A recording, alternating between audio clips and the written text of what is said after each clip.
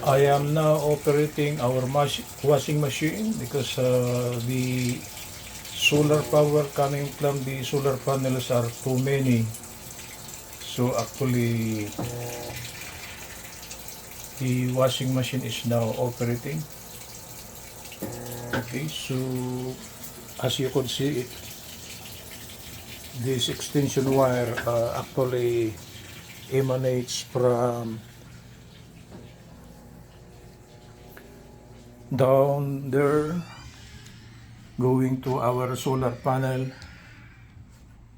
Okay, this extension cord is actually plugged in to our power inverter. Okay, in which this power inverter, this is the power inverter, it is on. So this is actually the plug that goes to the washing machine, and this inverter is actually energized from the solar panels from outside. Okay, this is the positive terminal, negative terminal. So this positive and negative came from the solar charge controller. Okay, this is the solar charge controller, and these two lines here came from the solar panels from outside. So as soon as the solar panels are heated up, it goes to the solar charge controller.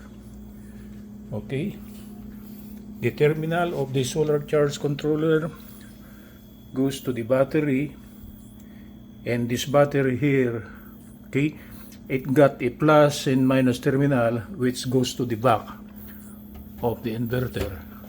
So the power inverter is actually alive, giving a 120 volts AC, right?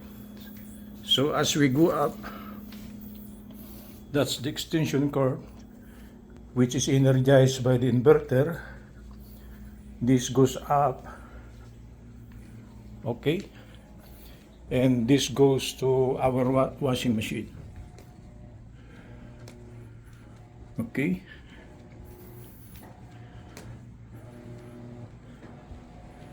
so as you could hear it,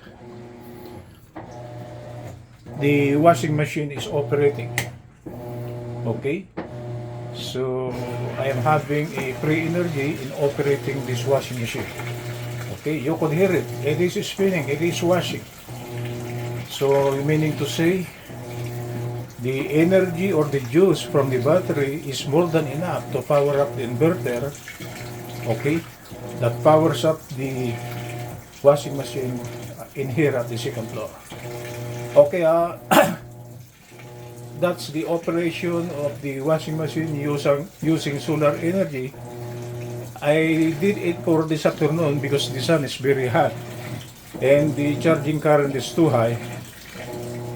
Okay, so I will use the juice of the battery to power up this washing machine. Okay, good afternoon from Los Angeles. This is Professor David J. Leslie.